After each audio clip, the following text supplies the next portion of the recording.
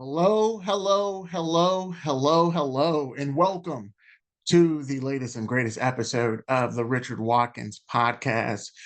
I guess I should start off by saying good morning, good afternoon, good evening, whatever time of the day you might be checking us out. I am just grateful that you thought enough of us to spend a little bit of your time. Just want to check back in, spend a little bit of time, and I love to have great conversations about innovation, policy, technology, medicine, just so many different things worthy of discussion. And we have the greatest guests that you can find anywhere. But in between guests, we speckle in these episodes where I just come at you direct, um, no conversation, just some of the thoughts that are on my mind. And so much stuff has just been happening uh, that I just wanted to touch back in and talk with you all. So here's the first thing, right? So here we are in April, and in North Carolina, where we are right now, we celebrate throughout the month. And I talked about this before, but I wanted to spend a little bit more time talking about it. We celebrate throughout the month of April science. I mean, it's incredible. I jokingly, but not so much jokingly, I'm actually very, very serious when I say that you cannot spell science without NC. NC, of course, is North Carolina, the abbreviations for North Carolina. And true to form, North Carolina celebrates science throughout the month of April. It's called the North Carolina Sci Fest. Now, the cool thing about it is to my understanding, it is the first statewide celebration of its kind that has ever existed. Now, North Carolina has played a huge role in pushing forward innovation. You know, obviously, if you come to our state or you're familiar with North Carolina, if you're a resident, if you're a North Carolinian, you know that many of the license plates that are on our cars say first in flight. And that is because, you know, the first manned flight was conducted in Kitty Hawk, North Carolina. And so we've been real big in innovation. Huge in culinary innovation. Shout out to Krispy Kreme, the best donuts in the world. And for all of you who love Dunkin' Donuts, I am ready to argue and debate. I like all donuts, but Krispy Kreme is the best. Jokes aside, though, going back to innovation, and North Carolina also created kind of the first of its kind, you know, research triangle park, right? That really kind of builds a ecosystem of like the private research and development community that partners with major research universities and institutions of higher learning, i.e., North Carolina Central University, Duke University, North Carolina State University, and the University of North Carolina at Chapel Hill, to name some of the main players in that area. And North Carolina was the first of its kind to build something like that. And California has a great ecosystem, obviously, with Silicon Valley, but North Carolina created its first kind of research triangle park. And there's other similar ecosystems around the globe throughout the United States. But North Carolina is unique, and North Carolina is the first to do something like that. Also, I'm kind of in support of this kind of ecosystem is we also have the Office of Science, Technology, and Innovation, and that's an organization and an institution is amazing. It really wants to support the innovation throughout North Carolina in regards to it being a driver of economic progress. And so those are some of the pieces that really kind of go into this kind of concept of really acknowledging the role that North Carolina plays in science throughout the state. And so when we say, you can't spell science without NC, or at least when I say you can't spell science without NC, there's a lot of history behind that. And to that history is the North Carolina Sci-Fest, statewide throughout the month, and it's in all 100 counties. So in North Carolina, just like in many other states, you're broken up by counties. And in North Carolina, there's 100 of those counties, and each one of those counties has a science event, a science themed event throughout. Um, on a day in the month of April throughout North Carolina Sci-Fest. Now, this huge undertaking has many collaborators, many partners, but it's really put out of the Moorhead Planetarium and Science Center at the University of North Carolina at Chapel Hill. And again, there's a lot of people who play a huge role in it. But that is the engine, that is the source of everything that is NC Sci-Fest, the Moorhead Planetarium and Science Center. And again, there's events all month, but I think the biggest event, man, I don't know if it's the biggest event, but it feels like it's the biggest event, is the Science Expo. The Science Expo is held on the campus of the University of North Carolina at Chapel Hill, kind of on the grounds of the Moorhead Planetarium and Science Center. And this year it was an absolutely beautiful day. It was an absolutely beautiful day, and so many people were out. Um, I took my daughter out there. We joined our neighbors who brought their kids out there. It was a great opportunity. And for my daughter, she loves it, right? Because she loves hanging out with her friends, but she also loves science, and they love science too. And there, you're able to see, kind of, I mean, you're able to experience hands-on, right? Demonstrations of different scientific principles or different, explorations that are going on, currently. And so different departments at the university or different organizations or different labs, they host and staff tents and tables for folks who are visiting the Science Expo to really check out. So it was really cool. We stopped by some chemistry tables, we stopped by some computer science tables, robotics was awesome. We hung out with the, Moorhead Planetarium folks, and we ended by, eating ice cream and quesadillas at one of the food trucks that was there, and so that really wrapped us up, wrap up the day. But I think, kind of stepping back, the Science Expo really represents just something great, and it's the direction that I feel. Uh, is the right direction to be going in, and that's this celebration and this love of science, for people of all ages. I mean, there were older people there were babies there, right? My daughter is 9, and she loves stuff, but it was something for all ages, and it was just really, really incredible for kids to really have fun and be able to engage us, and parents are able to engage us and have a good time. And I think this, like I said, just really represents the direction and that I really feel like we really need to be, kind of going towards, especially when you consider just how much, and I've said this and I'll say it again, and I'll sound like a broken record, but when you consider just how much science, technology, innovation as an umbrella term will impact us. And I've said this kind of conservatively: over the next 10 years, the impact that innovation will have on our lives will be greater than the impact that innovation has had on our lives for the past 100 years.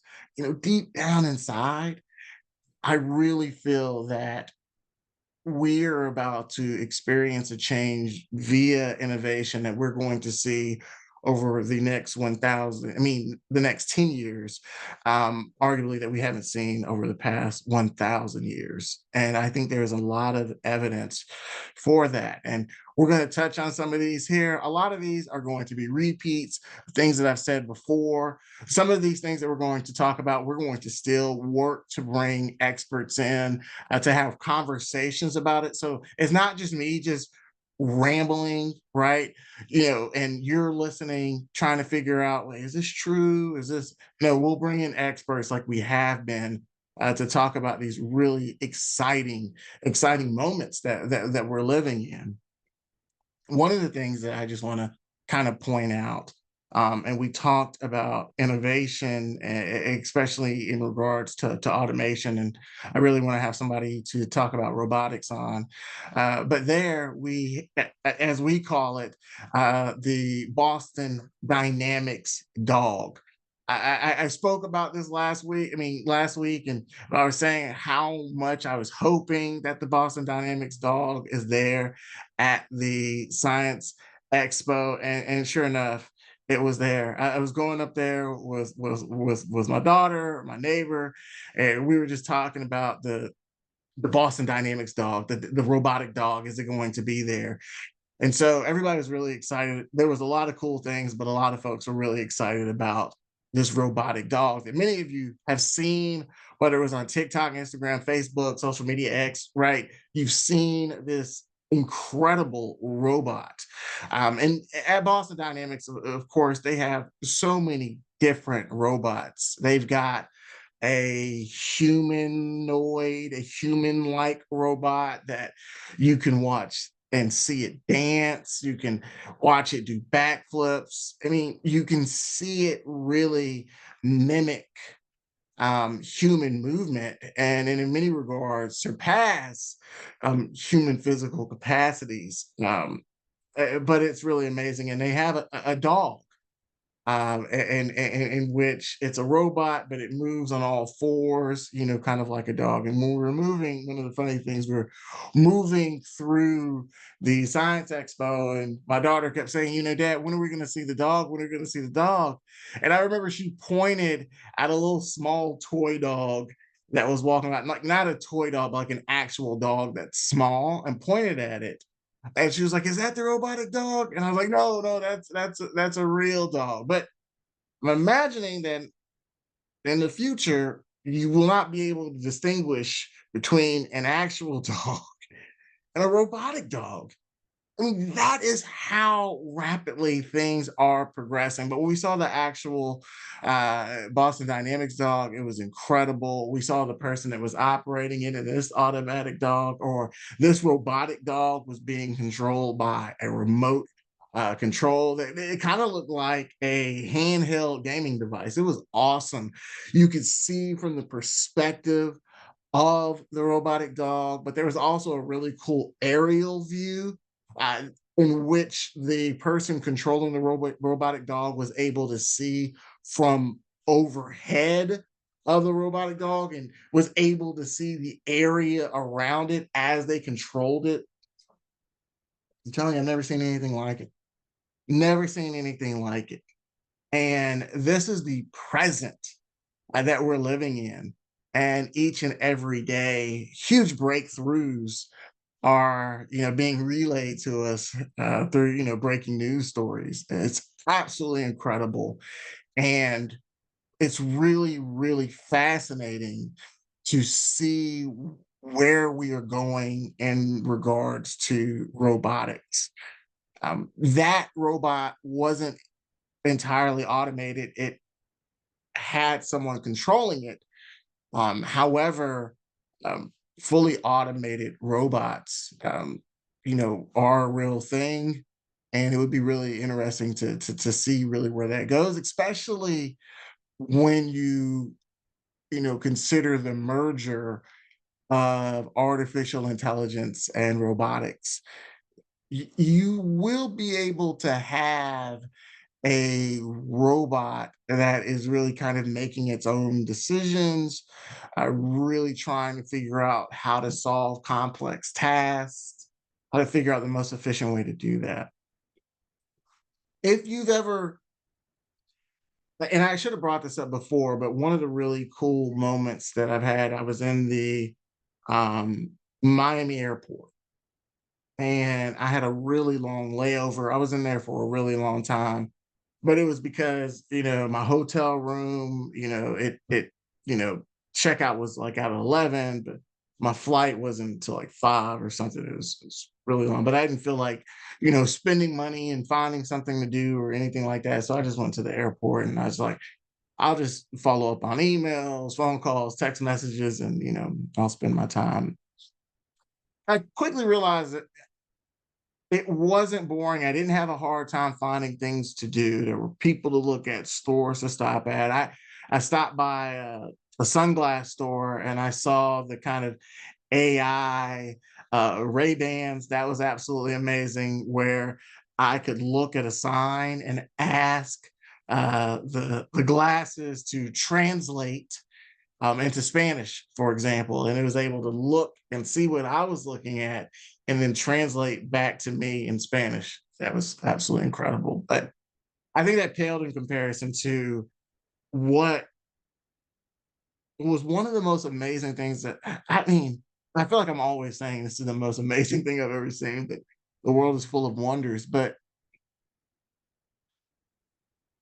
when you're in the airport and if there are a lot of people in the airport who have flights and for one reason or another they're not able to walk and move about the airport, so they need assistance, they need help.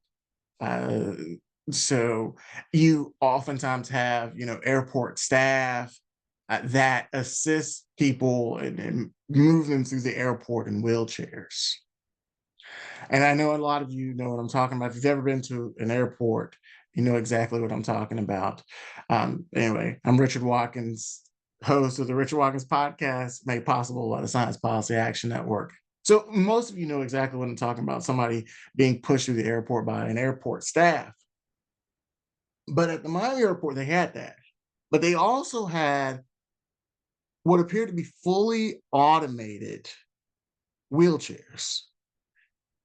And how these wheelchairs seem to work, it, the wheelchair had sensors all around it and it would drive, and when it came to a person or an obstacle, something obstructing its path, it would stop before it hit it and really try to negotiate where it can and can't go, to try to figure out how to move throughout the airport, because the airport, I mean, it's a busy place.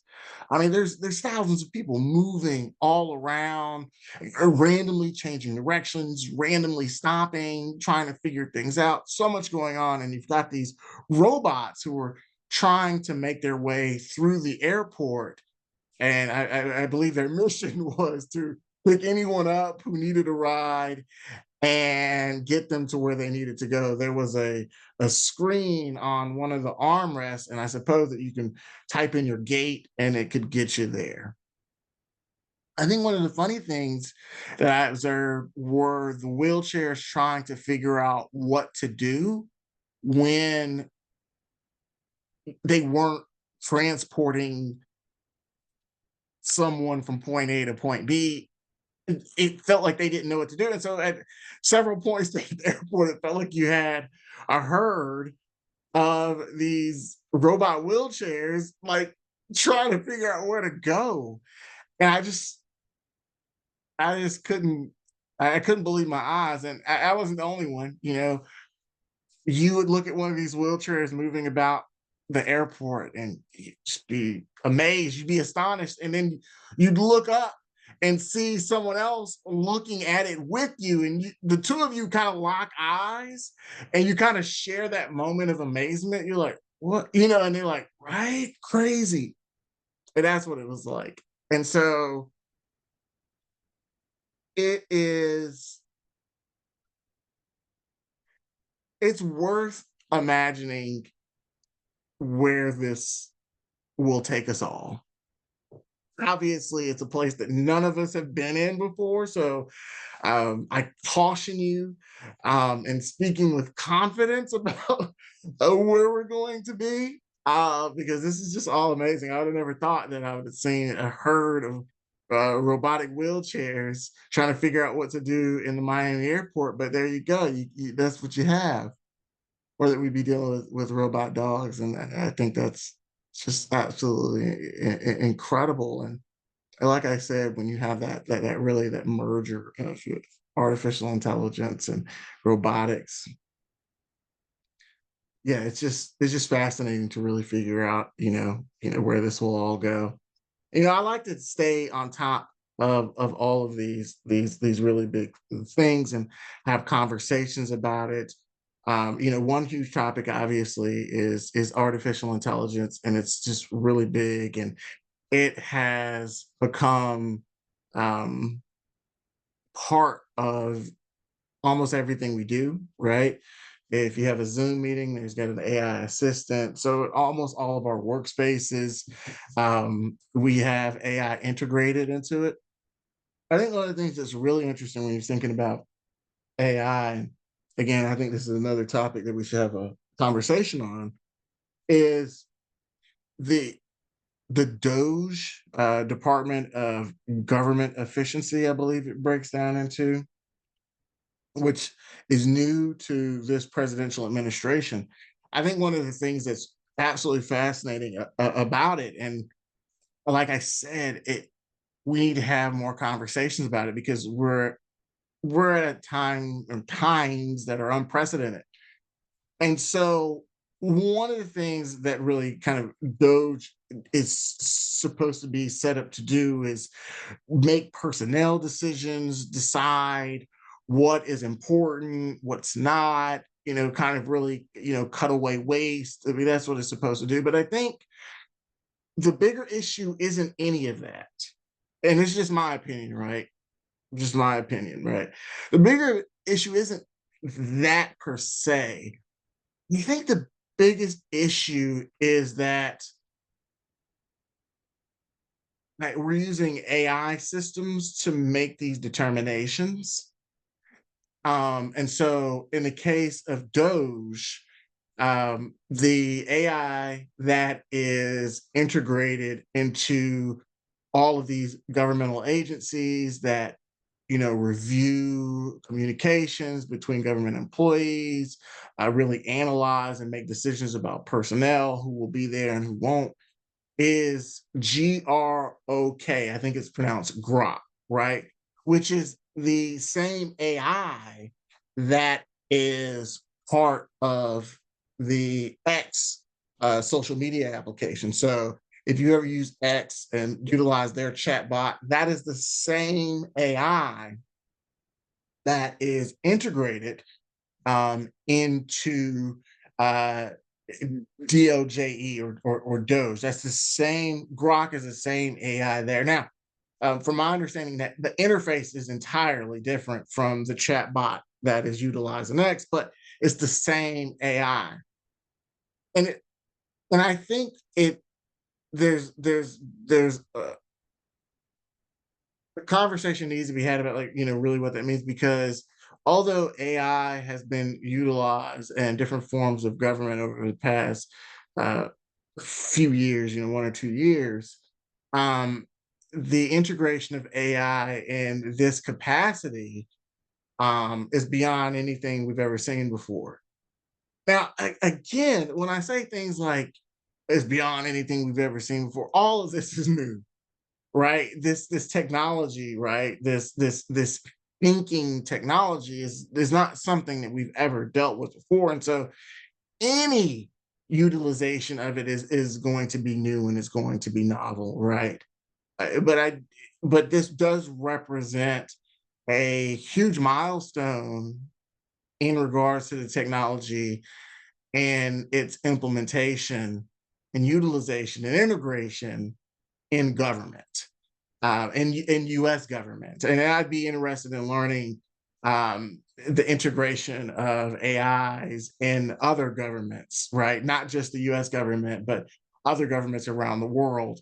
How is that taking place? Because I know that it is, the specifics of which I'm unaware of. But I think that's just really something that is worth noting, right? Is this integration of AI in a capacity we haven't seen. And the AI is also supporting us in making like decisions. So, governmental decisions are being made through the support of AI, and that is just absolutely fascinating. That is possible. It's just absolutely fascinating that that is possible.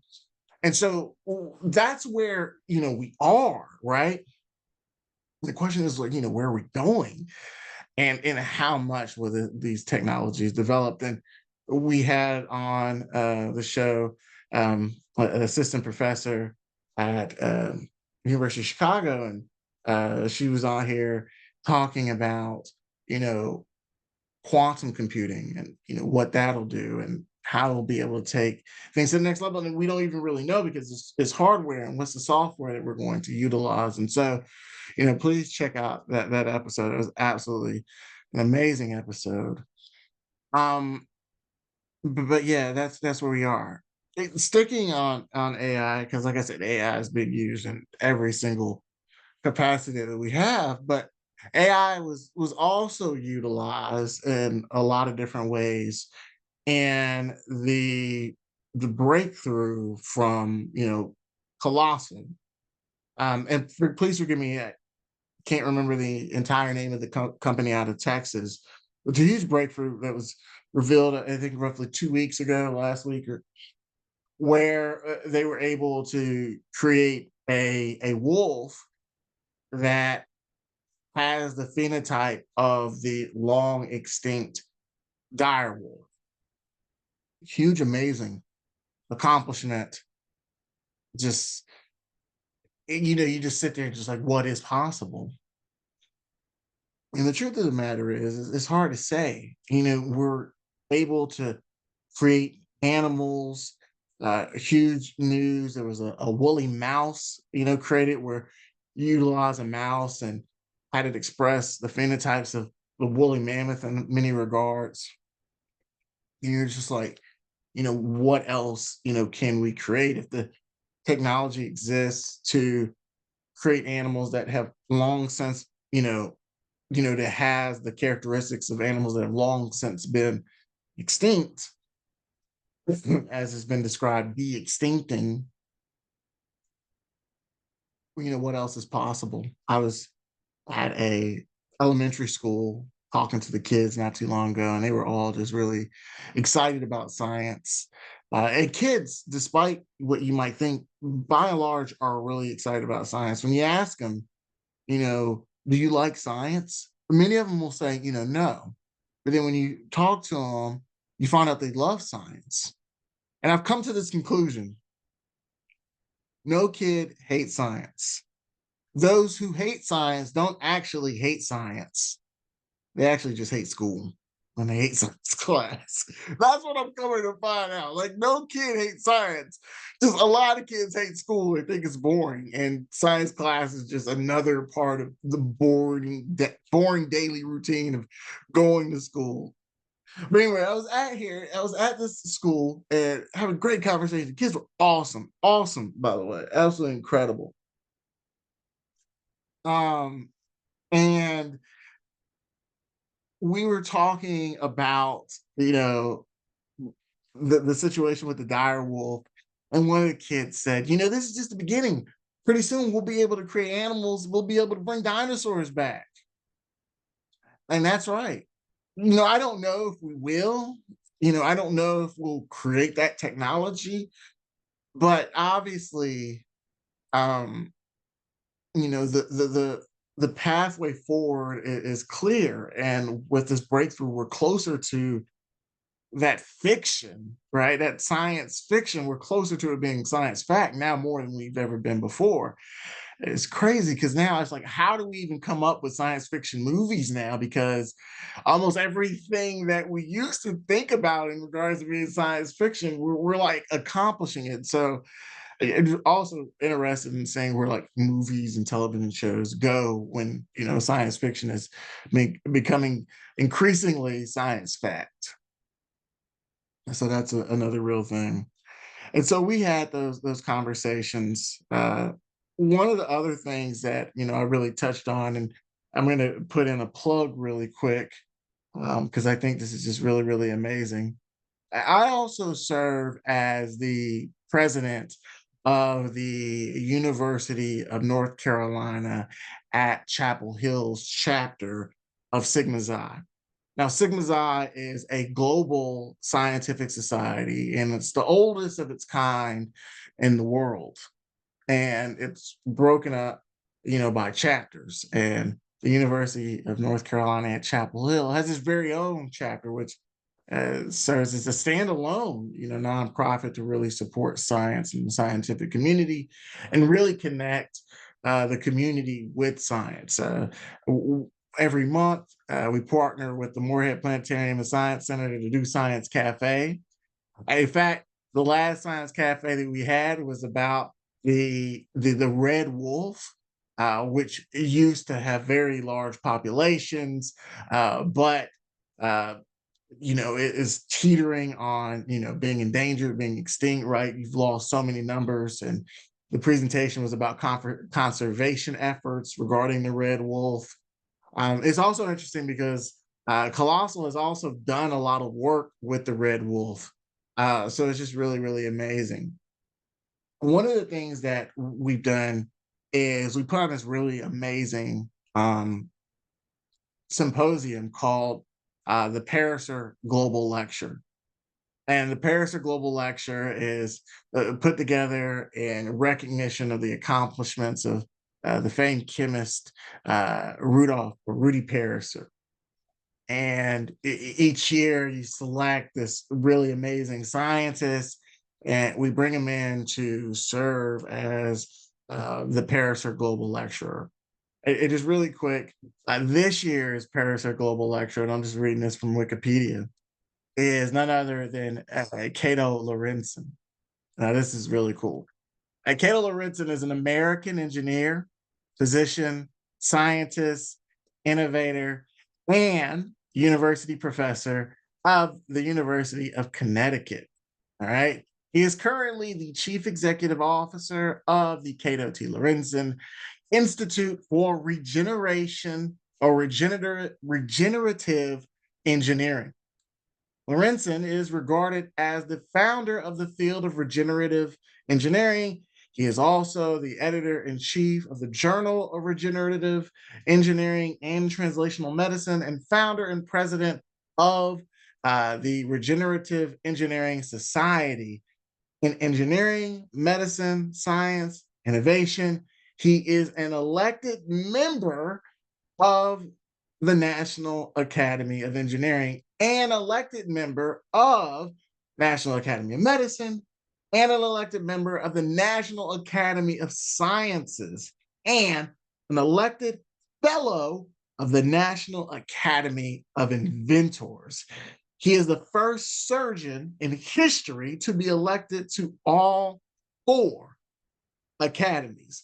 He is the first person to receive both the oldest and his highest awards from the National Academy of Engineering and the oldest, highest National Academy of Medicine. So, just put in a nutshell, that's who we're bringing in. That's going to be, by the way, October 28th, 6 o'clock, the Carolina Inn, beautiful Carolina Inn, Chapel Hill, North Carolina, 6 p.m., October 28th. It's going to be huge. Um, we don't know what we're going to be in store for, but when we talk about regeneration, we're talking about bringing back something that was once lost. And when we talk about in regards to medicine, we're talking about being able to regenerate organs, tissues, limbs, functionality that was once lost. And that is going to revolutionize, obviously, medicine, expectations, quality of life, length of life.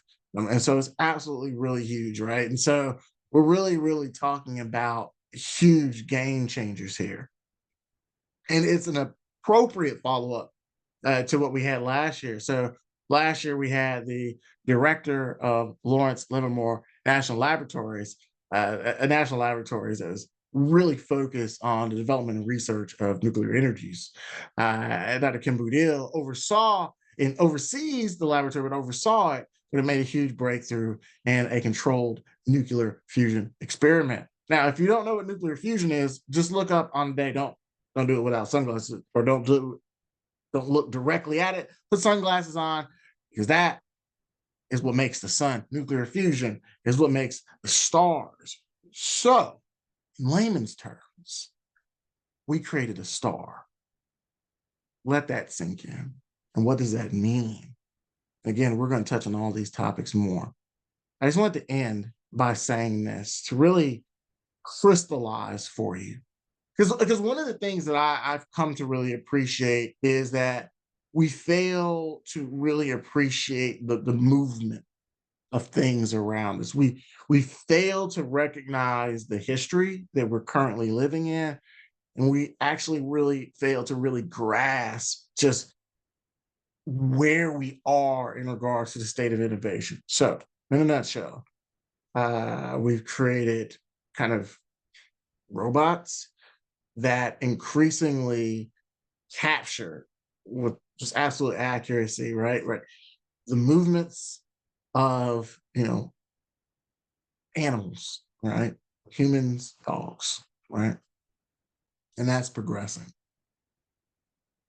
What will that then look like when we merge that with artificial intelligence? And when we talk about artificial intelligence, we created artificial intelligence that's like an intelligent thinking system that was created.